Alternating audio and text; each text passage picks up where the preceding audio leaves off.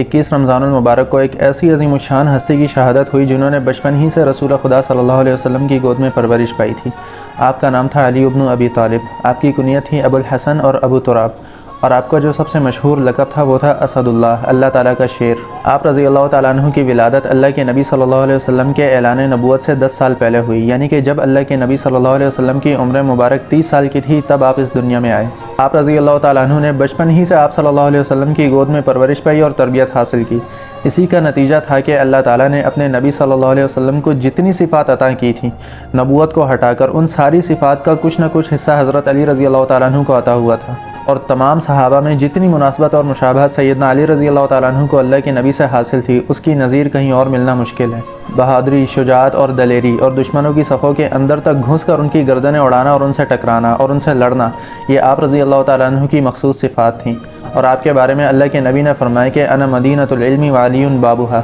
कि मैं इल्म का शहर हूँ और अली उसका दरवाज़ा है। और आप रज़ी अल्लाह ताला अन्हु को अल्लाह रब्बुल इज़्ज़त ने जो खौफ और खशियत और तकवा अता किया था, उसके बारे में आता है कि जब भी नमाज का वक्त आता तो सैयदना अली रज़ी अल्लाह ताला अन्हु के बदन पर कपकपी तारी हो जाती और रंग उड़ जाता। तो एक दफ़ा लोगों ने पूछा कि क्या माजरा है, तो सैयदना अली रज़ी अल्लाह ताला अन्हु ने फरमाया कि ये उस अमानत के अदा करने का वक्त आ चुका है जिस अमानत को अल्लाह ताला ने ज़मीन और आसमान और पहाड़ पर पेश किया था, लेकिन वो लोग इससे पीछे हट चुके थे, वो इसे बर्दाश्त नहीं कर सके, लेकिन मैंने इसे बर्दाश्त किया। तो वो अमानत अदा करने का वक्त है, इसी वजह से मेरी ये हालत है। हज़रत कुमैल रहमतुल्लाह अलैह ये एक बुज़ुर्ग हैं और ये फरमाते हैं कि एक दफ़ा मैं सैयदना अली रज़ी अल्लाह ताला अन्हु के साथ एक कब्रिस्तान में गया, तो सैयदना अली ने कब्र वालों को मुखातब किया कि ए कब्र वालों, ए बोसीदा हड्डियों वालों और ए वहशत और तन्हाइयों वालों, अपना कुछ हाल तो बताओ। हमारा हाल तो ये है कि तुम्हारे मरने के बाद तुम्हारे बच्चे यतीम हो गए, तुम्हारे माल को लोगों ने आपस में तकसीम कर लिया और तुम्हारी बीवियों ने दूसरी शादियां कर लीं, अपना कुछ हाल सुनाओ। तो हज़रत कुमैल रहमतुल्लाह अलैह कहते हैं कि इसके बाद सैयदना अली रज़ी अल्लाह ताला अन्हु मेरी तरफ मुतवज्जह हुए और फरमाए कि अगर इन कब्र वालों को बोलने की इजाज़त होती तो ये लोग ये जवाब देते कि आखिरत के सफ़र में सबसे बेहतरीन ज़ादे राह तकवा है। और इसके बाद आप ज़ारो कतार रोना शुरू हुए, आपकी आंखों में आंसू आ गए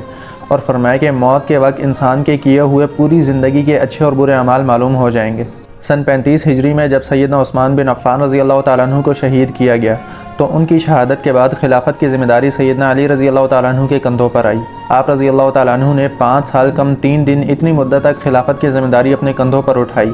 और उसके बाद 18 रमज़ानुल मुबारक सन 40 हिजरी को आपको कूफा में शहीद कर दिया गया। आपकी शहादत का पस मंज़र यह है कि जब सैयदना अली रज़ी अल्लाह ताला अन्हु ने खारजियों के ख़िलाफ़ जंग नहरवान लड़ी, तो उसके बाद 3 खारजी मक्का मुअज़्ज़मा में जमा हुए, अब्दुर्रहमान बिन मुलजिम, अमर बिन बकर और बिरक इब्न अब्दुल्लाह। इन तीनों बदबख्तों ने यह तय किया कि हमने सैयदना अली रज़ी अल्लाह ताला अन्हु, सैयदना मुआविया रज़ी अल्लाह ताला अन्हु और सैयदना अमर बिन आस रज़ी अल्लाह ताला अन्हु, इन तीनों को कत्ल करना है।